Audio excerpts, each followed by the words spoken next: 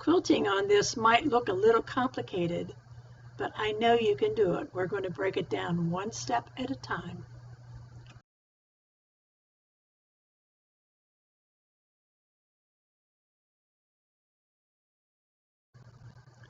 We'll start out with this tip. If you're using a black background or a dark background like I am, you will find it very hard to see where the seam starts between your two pieces. So here's a tip. Put a piece of masking tape at the seam line, and then you can see perfectly your markings on your ruler.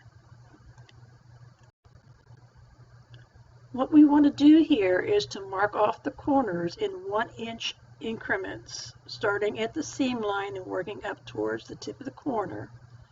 And then we're going to go perpendicular to those lines, starting at the very corner and working down so that our center line is coming right off the point of our corner. Mark all 4 corner sections the same. The next thing that we're going to do is to prepare our center for a little bit of trapunto, which simply means we're going to put an extra layer of batting underneath the mariner's compass. You will need a piece of batting approximately 24 inches square, and you're going to pin it to the outside edges like it's shown in the illustration. Now you want to stitch completely around the mariner's compass in the seam line. After it's completely stitched, turn your project to the back and trim away the extra batting. I have also provided you with directional letters for your mariner's compass center, or if you've chosen to use the Regina Block, I've provided another type of symbol to put in the corners of your blocks. Next, we'll delve into my magic book of tricks and show you a really great and easy way to mark these on your quilt top. If you remember, we absolutely fell in love with the Marathon stabilizer when we were using it for the foundation piecing. 1, because it printed so nicely, and 2, because you could see through it. We're going to use that to transfer our marking, and I think you're going to really like this method. To accurately place these designs, you want to put the bottom of the design on the first drawn line. The center of the design you want to make sure is centered with your vertical line.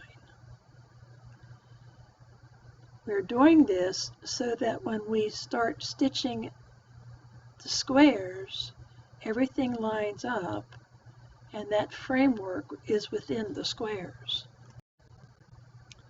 And this is how they will line up when you have all 4 pieces down.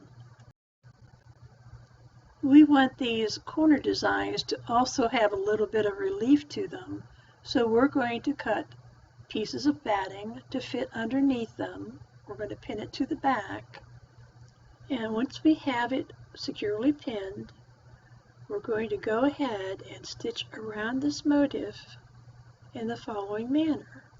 First, you'll stitch entirely around the outermost part of the frame.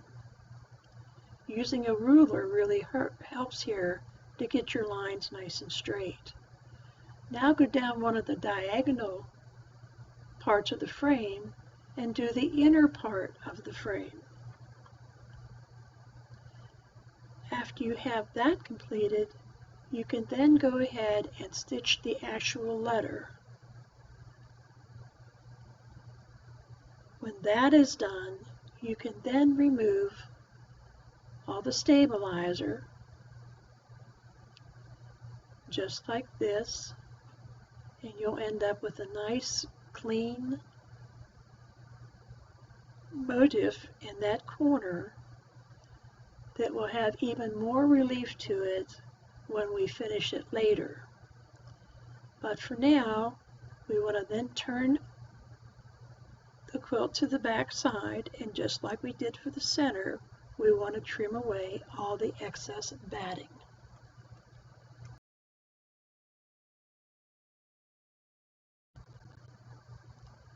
Now that all the excess batting from the trapunto has been trimmed away, we're now ready to layer our quilt with our backing, our regular batting, and the top, and pin it or baste it however you like to do it.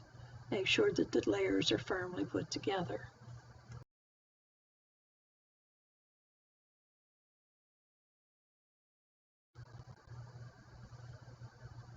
The first step in our quilting process is to secure the mariner's compass to the batting and the backing. And we're going to do that by stitching again around the mariner's compass in the seam line.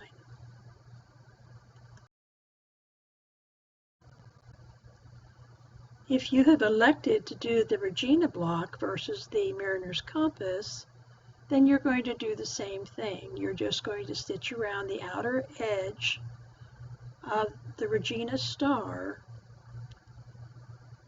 to begin your quilting process. Now begins our stitch in the ditch process. The first thing we're going to do is to start at the very top of the inner circle and stitch around that portion. Starting right where we left off, we're going to go ahead and stitch all the spokes surrounding the inner circle.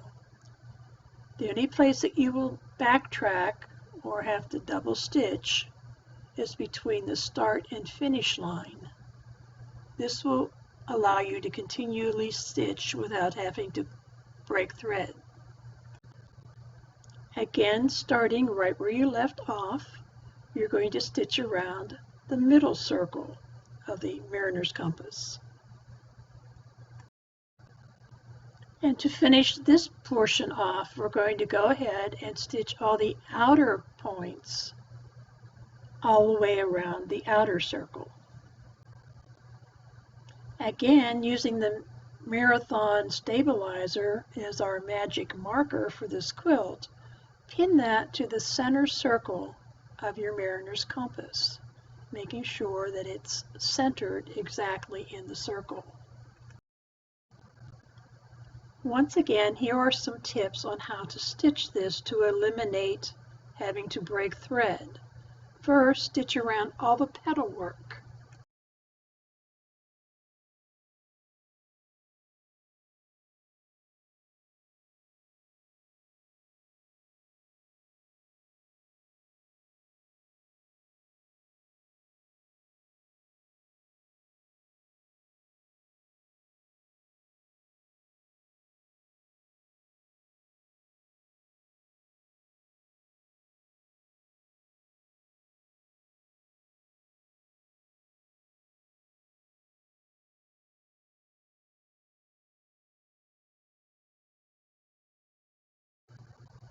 Starting where you left off, go ahead and stitch the inner circle close to the petals.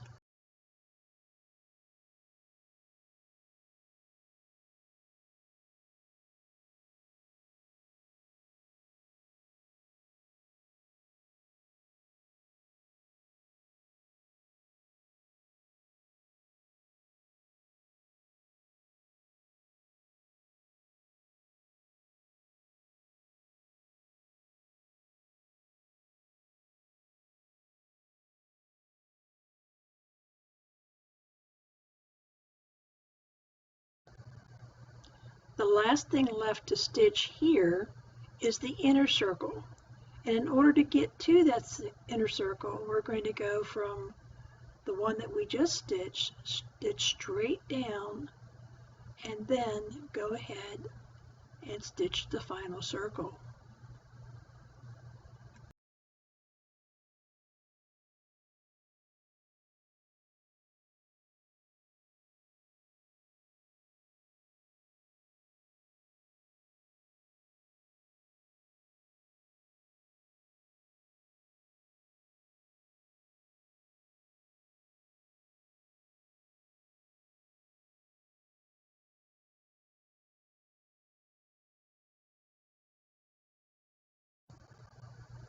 At this point, stop and remove all the stabilizer before continuing. Otherwise, you'll have a difficult time removing the tiny pieces. With the stabilizer removed, now you can go in and stitch 3 tiny feathers in each one of those flower petals. The first thing you want to do is to stitch the first feather or teardrop, and then put one on each side. Now if you look at this real close, it almost looks like a shoelace. So we're going to do our first teardrop or feather, going straight up the middle. Then we're going to put one onto the side, just hugging that one, hug the center line, and come around and tie the bow. Let's go back over again. Again, we're going to do the center feather. Going to do one over to the left, follow the circle, and do one onto the right so it looks like a bow. And just continue on from there until you've gone all the way around the inner compass.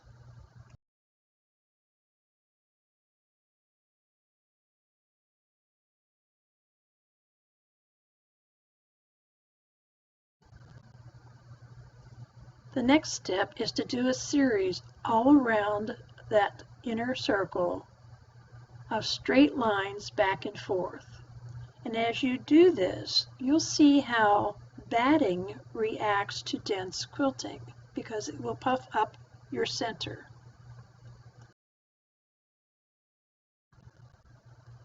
As you're doing your straight lines, you want to keep in mind that this circle is going around, so you need your lines to be slightly further apart at the top than they are on the inner circle part. So it will curve around that circumference correctly. To tame this puffiness down just a little bit, I elected to just do stitch in the ditch on the 2 seam lines that intersect that center circle. I think the center looks almost like a ceiling medallion. We now have the inner circle of our mariner's compass done. It looked complicated, but it really wasn't, was it? Now let's try our quilting in the next circle area, and that would be around the spokes. We're going to do that in the same method that we used for the inner circle. Just like the inner circle, we're going to print our designs out on the Marathon stabilizer, and we're going to place that at each segment and pin it in place. After it's pinned in place, just like we did for the center, we'll begin to stitch around the feathers. Now here's another little tip for you. Instead of backtracking your feathers, do the humpback style so that you have less areas where you have to backtrack. It makes it easier to remove the stabilizer. And by that I mean you're going to go up and make a hook around and touch the previous, and then just go around that hook, go around the next hook, and back down to the stem. So you're going to continue on in that manner. We'll come back down the middle of the feather, and then we'll proceed to go ahead and stitch the other side. And we're going to do that in the same manner. We'll do the first feather like we normally would. For the second feather, though, we're going to go up and over so that we only have to backtrack on the very tip of the feather. So then we're up and over again and back to the stem, and up and over again, backtracking just the tip of the feather, and up and over again.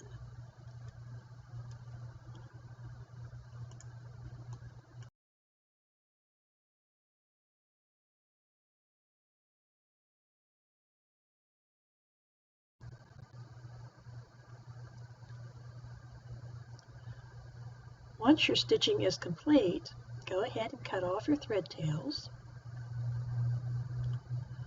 And then we're going to unpin the stabilizer from the quilt.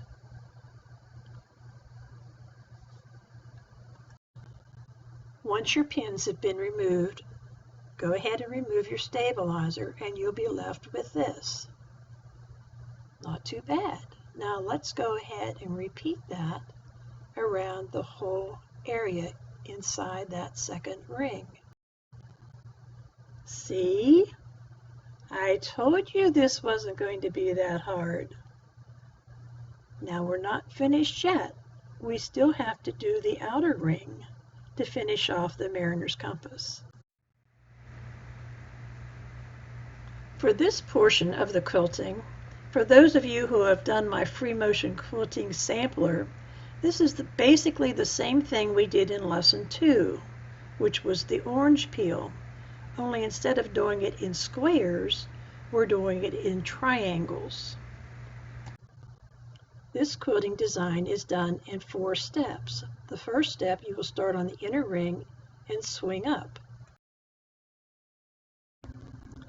Now swing down from the outer ring back to the inner ring. Now do a short hop over to the next seam line. And for the 4th step, swing back up again. You will follow those 4 simple steps all the way around the circle until you get back to where you started. Remember, try not to take too big of a curve. The width of your pressure foot is sufficient. It makes it much easier to control. As I explained before, you're going to go around all these points, and when you make your curves, you want to make them shallow, not any wider than your machine's foot. That will make it a lot easier to control and will also make your stitching look more uniform on your curves. Before you know it, you'll be completely around all these points and you will not have to break your thread once. It'll be one continuous stitching. To complete this orange peel design and your center medallion, the last thing we need to do is to make short hops all around the outer circle, as you see in this illustration.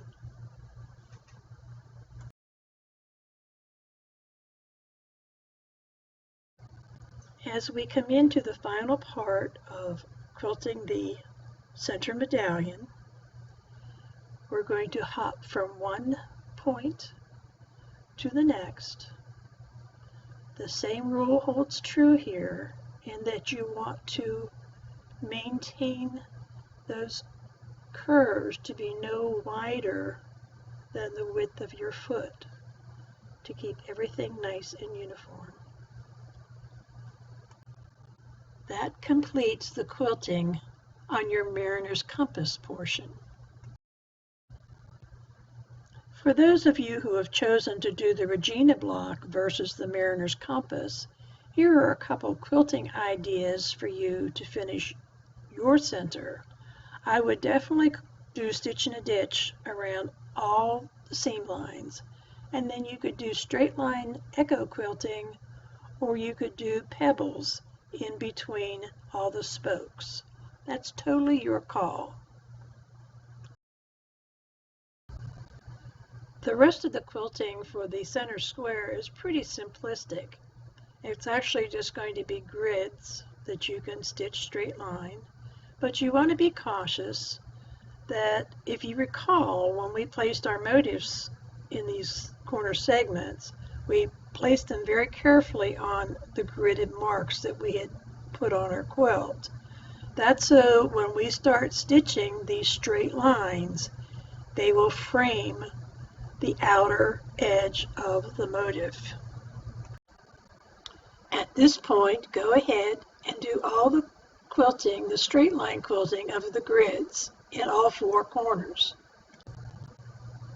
Now that all the grid work has been stitched, now the fun begins. You know me, we're not going to just leave plain old grid work. Oh no. We're going to do the checkerboard quilting in all the grids, which is basically we're going to fill in every other block. And if you remember from our free motion quilter sampler, lesson 8, and here's a little excerpt from that as to how to do it. You're basically just going to go back and forth with straight stitching, and you're skipping every other block just like a checkerboard. But what this does is it provides a lot of hills and valleys in your quilting to really let the light reflect off of it, particularly when we're dealing with, for those of us who are using the dark fabrics, we really need as much light and shadow as we can get. It shows up much, much better on lighter fabrics, but I'm trying to make sure that those who have chosen the dark backgrounds also get a nice look. So now you will continue in your checkerboard style in all 4 corners, and they should end up looking like this, with the motifs unstitched. If you recall, we've already stitched around the motif that goes in these corner segments. However, when we did that, we were only stitching through the top and the trapunto batting layer. We now need to stitch through all the layers. Now, because we've done the stitching for the grids, the outer edges are already stitched down. Now we need to go in and stitch the inner portion of the design. The first thing we'll stitch is the inner frame, and make sure you get the diagonals. You'll have to backtrack over those. The next thing we want to stitch is the actual letter. However, we don't want to break thread to get to it. So since we are going to be filling this area in with pebbles, just do a couple pebbles over to the edge of the letter, and from there we can continue on stitching the letter. The last thing that we're going to do in the corners is to fill in all around the letters with pebbles. Or if you prefer, you can use micro quilting. But the object is to puff the letter up and push the background down in this trapuntoed area. The only thing left that remains for quilting is the inner triangles that surround your Mariner's Compass or your Regina Block, and I'll show you how to do that next. The first thing we want to do is stitch a line around the outer triangle 1/4 inch away from the seam line. Then we'll stitch a line 1/2 inch away from that line. To finish it up, we'll stitch another line 1/4 inch away from the last line we've stitched. To complete these inner triangles, we're going to now stitch pebbles to fill the area, and you will have something that looks like this.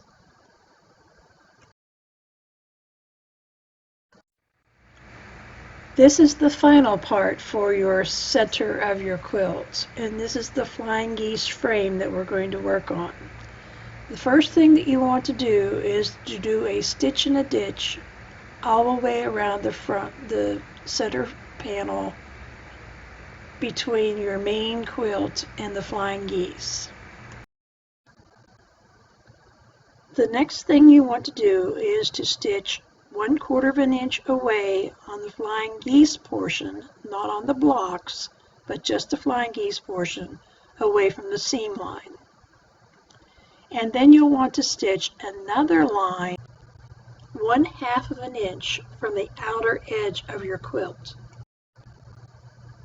Your next step is to stitch in a ditch around your star block on one end of your flying geese border. Now here's a little tip. If you start and finish your stitch in a ditch around your block, you'll be right in the right place to continue on stitching in a ditch up the one side of your flying geese without having to break off your thread. Without breaking off your thread, now you're ready to go around the stitch in a ditch around the other block on the other end of your flying geese. You'll end up in just the right spot to come down the other side of the flying geese in the ditch without again having to break your thread. Now for the fun part. Let's do 3 free-form feathers on each side of the flying geese all the way up. Again, you haven't had to break off your thread yet. When you get to the top, however, you will have to start over again, so tie off and come down and finish the other side.